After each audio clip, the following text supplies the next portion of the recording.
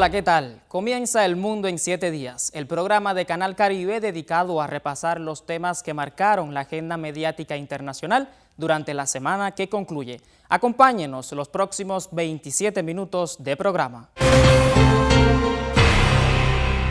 Del 19 al 23 de enero sesionó el Foro Mundial de Davos. La agresión directa contra Venezuela y los intentos de Donald Trump de querer comprar Groenlandia fueron los temas más debatidos. Firman decreto para establecer el Consejo de Paz para Gaza. Los palestinos denuncian que el documento se traduce en una mayor presión política sobre la población gazatí, sin garantías de protección y levantamiento del asedio. Miles de personas marchan en Minneapolis a temperaturas bajo cero, mientras 500,000 de negocios y restaurantes permanecen cerrados en solidaridad con los migrantes.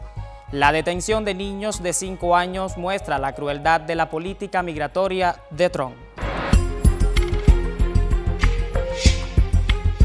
Calificó de ingrato al primer ministro canadiense, quien ayer ahí mismo criticó a las potencias que abandonan la diplomacia y las reglas para imponerse. Esto tras reunirse con el secretario general de esa alianza militar, quien le reiteró de frente el respaldo de sus aliados. Del 19 al 23 de enero, Suiza acogió la edición 56 del Foro Económico Mundial, o popularmente conocido como Foro de Davos. La cita tuvo lugar en un contexto internacional descrito como de máxima tensión, debido a la existencia de zonas de conflictos armados en varias latitudes del planeta, rivalidades estratégicas abiertas y una economía global fragmentada. En ese sentido, el diálogo no solo fue urgente y necesario, sino también profundamente incómodo. En el foro de Davos hay un tema dominante, las renovadas amenazas de Donald Trump sobre Groenlandia y cómo reaccionarán Europa y sus aliados. Cerca de 3.000 participantes de 130 países se dieron cita en Davos, entre jefes de Estado y de gobiernos o sus representantes, directores ejecutivos de grandes corporaciones, responsables de instituciones multilaterales y miembros de la sociedad civil. El lema elegido este año fue el espíritu del diálogo, una consigna que contrasta con el clima internacional. En esta oportunidad, el gran protagonista fue el presidente de Estados Unidos, Donald Trump. Su agresión directa contra Venezuela y su deseo de avanzar sobre Groenlandia ha tensado aún más las relaciones con actores importantes de la política global, entre ellos la Unión Europea. Sobre Groenlandia, el magnate no perdió oportunidad para reiterar su retórica. Dijo que todos los aliados de la OTAN tienen que defenderse y a continuación sentenció que no hay ninguna otra nación capaz de proteger a Groenlandia como Estados Unidos. I was going to leave it out of the speech, but I think I would have been reviewed very negatively. I have tremendous respect for both the people of Greenland and the people of Denmark, tremendous respect. But every NATO ally has an obligation to be able to defend their own territory. And the fact is, no nation or group of nations is in any position to be able to secure Greenland other than the United States. We're a great power, much greater than people even understand. I think they found that out 2 weeks ago in Venezuela. We saw this in World War II, when Denmark fell to Germany after just 6 hours of fighting and was totally unable to defend either itself or Greenland.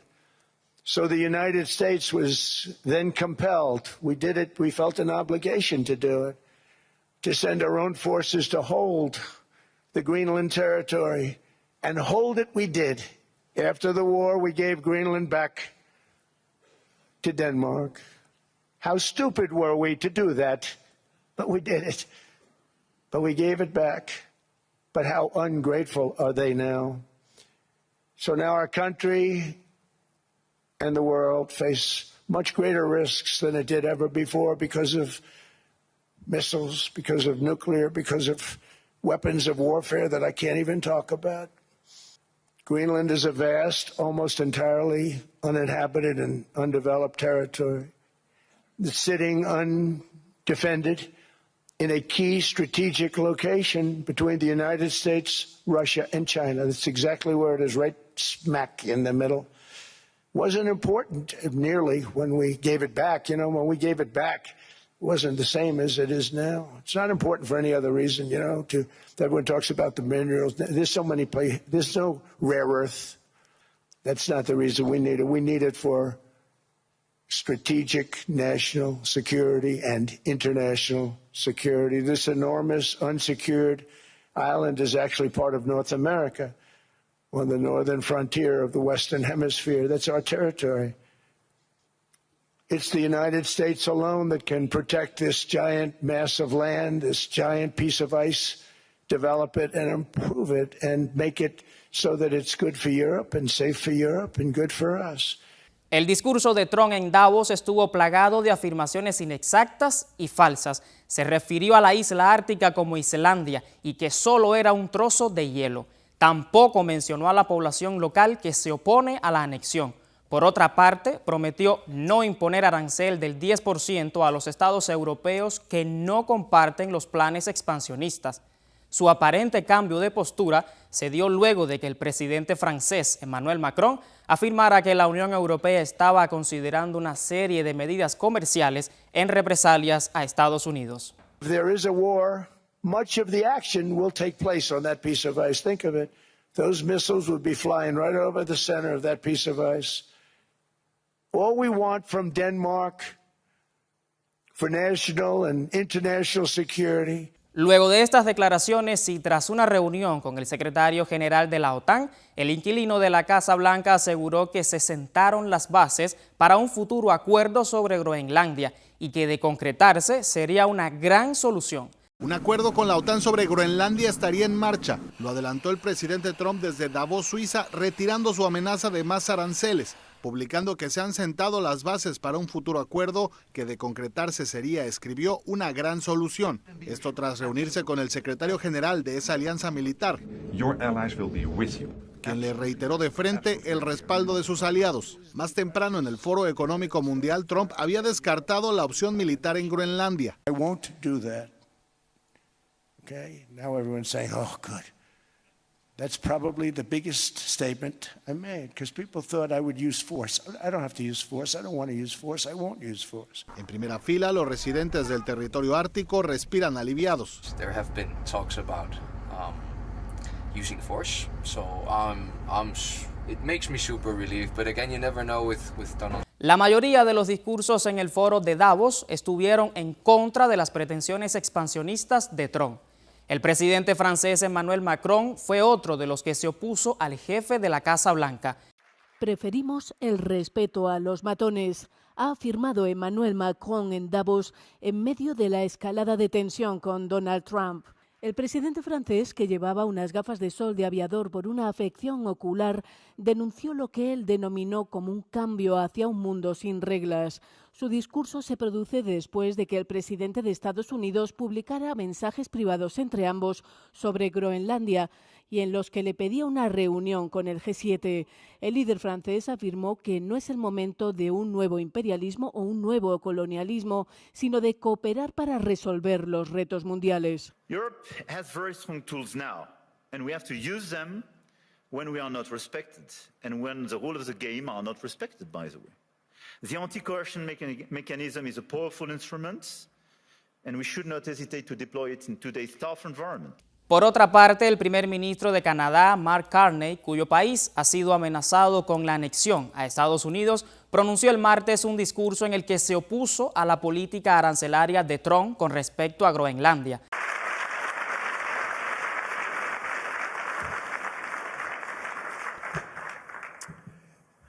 Natural logic of international relations reasserting itself. We stand firmly with Greenland and Denmark and fully support their unique right to determine Greenland's future.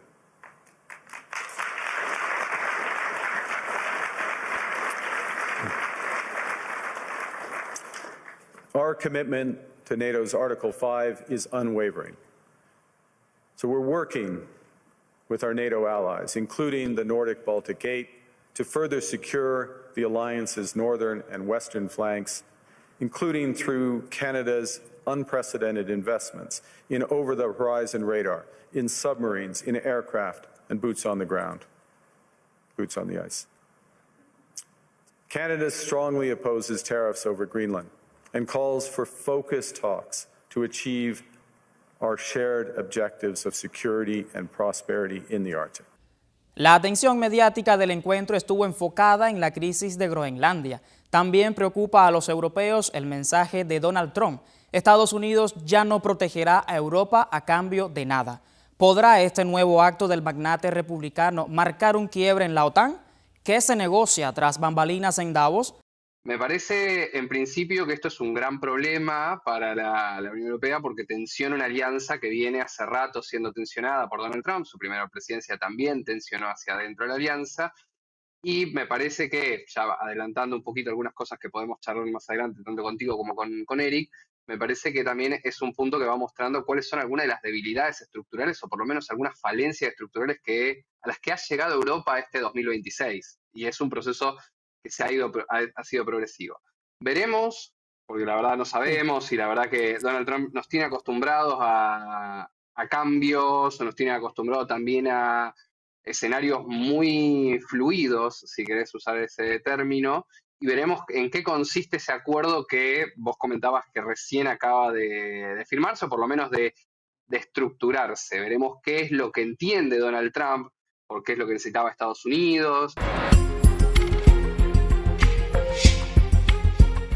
El Consejo de Paz está en marcha.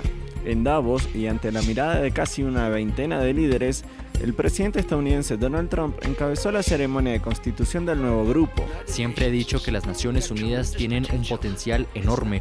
Durante el foro de Davos, Trump también firmó el decreto para establecer el Consejo de Paz para Gaza.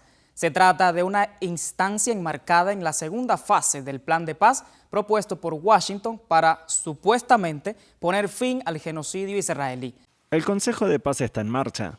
En Davos, y ante la mirada de casi una veintena de líderes, el presidente estadounidense Donald Trump encabezó la ceremonia de constitución del nuevo grupo, el cual consideró que puede ser uno de los organismos más importantes jamás creados.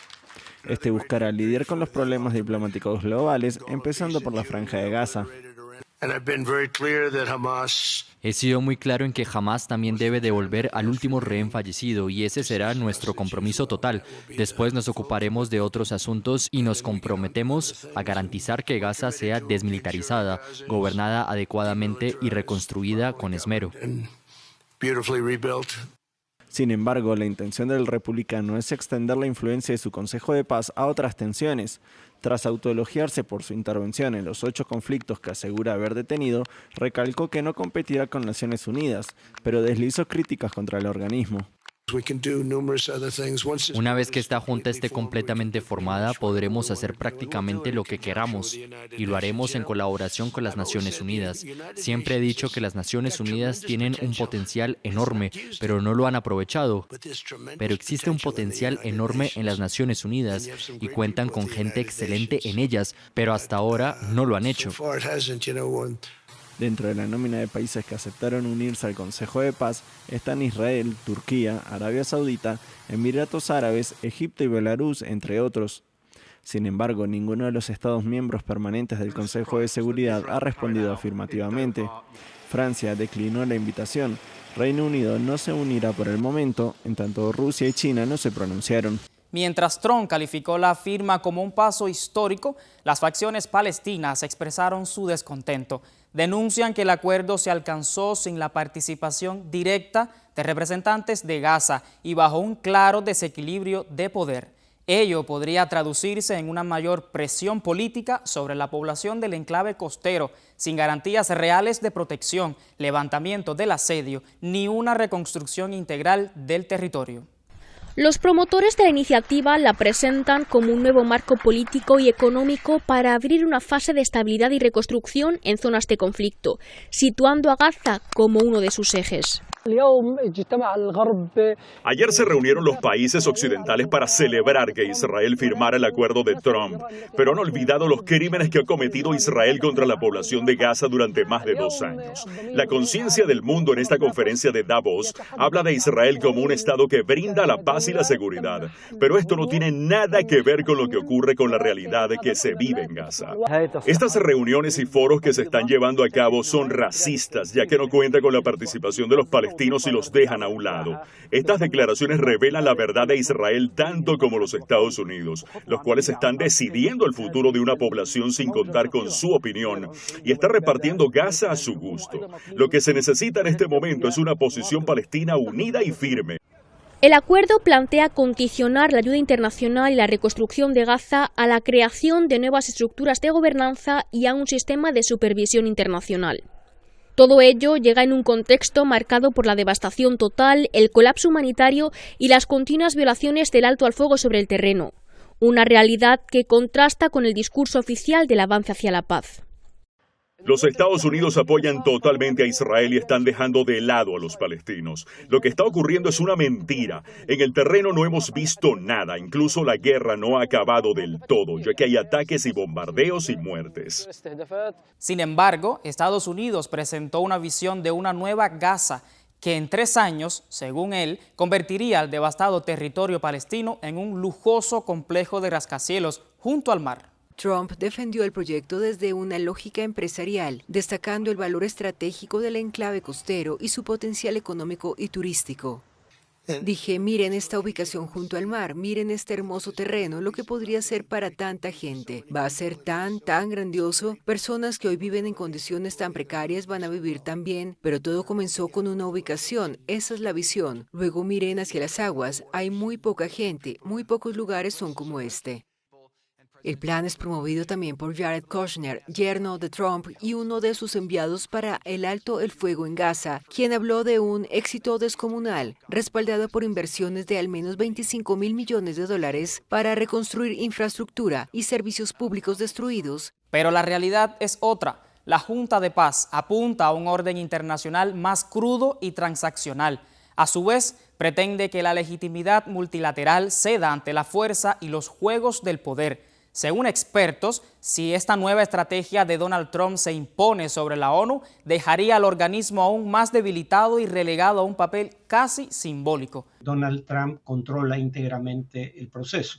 La preside indefinidamente, o sea, no queda claro si una vez que deje la presidencia de los Estados Unidos dejará de presidir la Junta.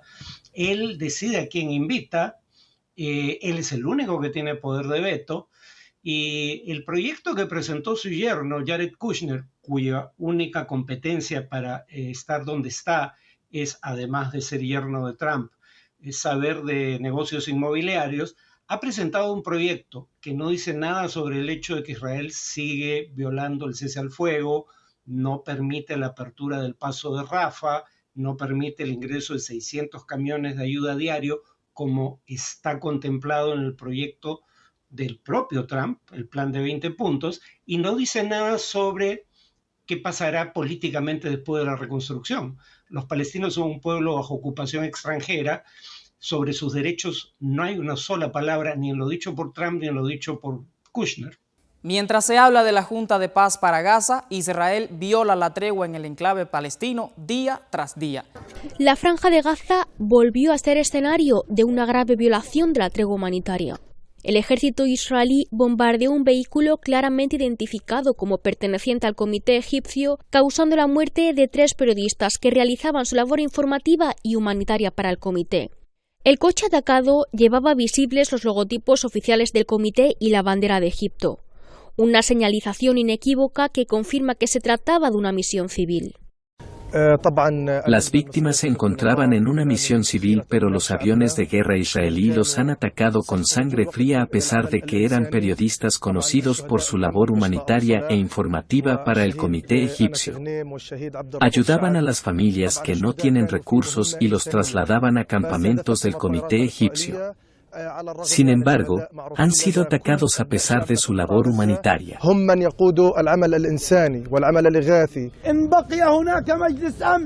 Ante este crimen, el sindicato de periodistas palestinos convocó una pausa en el Hospital Nasser, en Jan Yunes, en memoria de estos comunicadores asesinados y en condena a los continuos ataques a periodistas.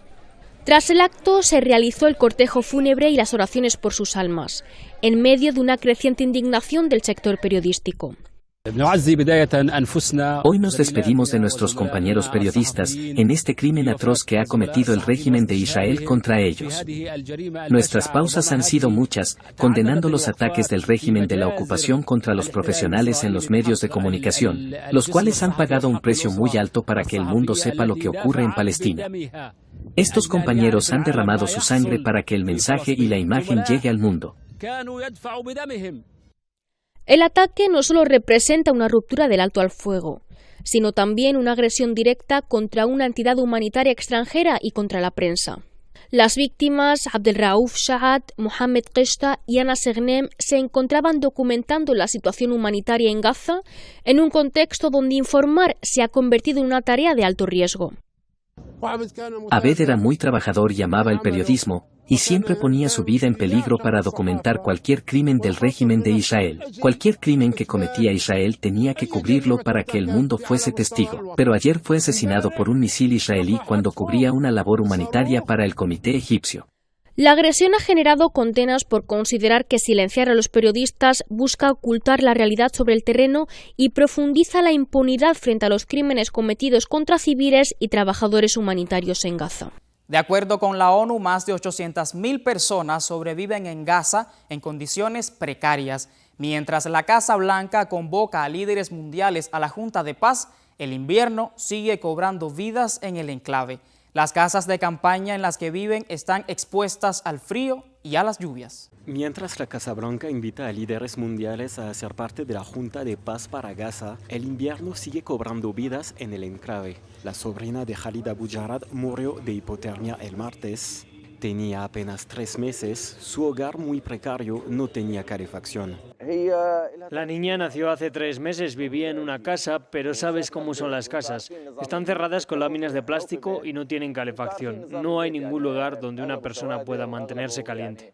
Se trata del 9º niño que muere de frío en la franja de Gaza desde el inicio del invierno, según el Ministerio de Salud palestino. Con temperaturas que bajan de los 10 grados Celsius en la noche y las fuertes lluvias, este invierno es particularmente duro. Según la ONU, 800.000 personas viven en condiciones muy precarias, carpas especialmente expuestas al frío y al agua. Estas condiciones refuerzan el riesgo de muerte para las familias desplazadas.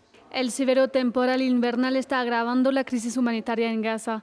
Más de 2 años de conflicto han destrozado las infraestructuras y ahora las bajas temperaturas y las fuertes lluvias suponen un riesgo mortal para las personas desplazadas. Los obstáculos impuestos por Israel a las organizaciones humanitarias también agravan la situación. A principios de diciembre, estas organizaciones solo pudieron entregar unas 14.600 carpas para 85.000 gazatíes, lo que ha dejado a 1.3 millones de personas sin un refugio apropiado para pasar el invierno.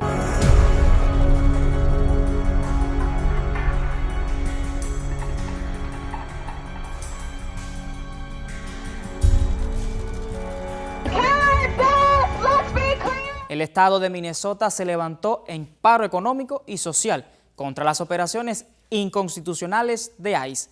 La jornada denunció el abuso de la fuerza federal y exigió la retirada de los agentes de inmigración de ese territorio estadounidense.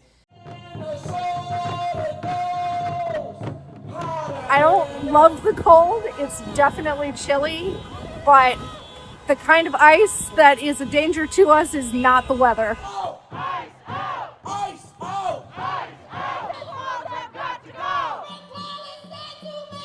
We want ICE out of Minnesota. We don't want them doing illegal things here in Minnesota. And we want them to obey the Constitution. There's a legal way to go about getting people that are felons out, but they're not necessarily the immigrants.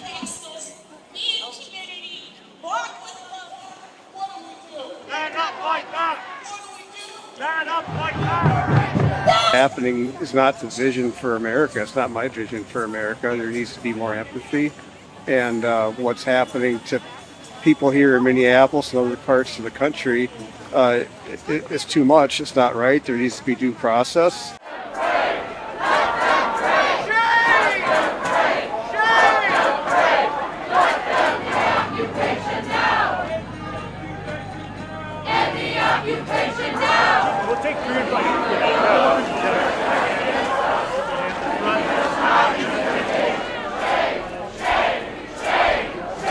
Niños y familiares se encuentran entre las personas atrapadas en la campaña de deportación masiva. En Los Ángeles, miles de personas salieron también a las calles y denominaron la jornada como Día Nacional de la Verdad y la Libertad. Miles de personas salieron este día a marchar por las calles de Los Ángeles en lo que nacionalmente le llamaron el Día Nacional de la Verdad y la Libertad. Todo esto en solidaridad con los residentes de Minnesota, ciudad que se encuentra citada por miles de agentes federales, y en la memoria de Renee Wood, que murió a manos de un oficial de ICE. Que llevan a mi familia, que ahí se van a agarrar mi gente ahí en las calles por nomás su color de su skin y todo eso, nomás no está bien. Cumplidos sus primeros 365 días en la Casa Blanca, la gestión de Trump estuvo marcada por el recrudecimiento de las políticas migratorias. Las imágenes que hemos visto en esta jornada dan fe de eso, con detenciones y deportaciones récord, fronteras cerradas y 38 órdenes ejecutivas. El magnate republicano aterroriza a los indocumentados.